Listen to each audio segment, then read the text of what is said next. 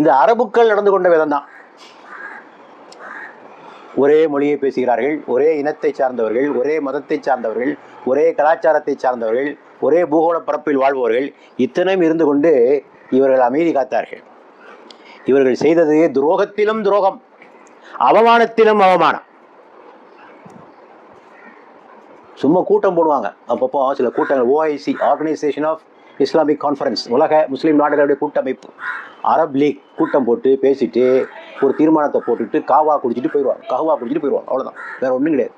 All paper tigers, எல்லாருமே காகித புலிகள், ஒரு உதவி செய்யலை.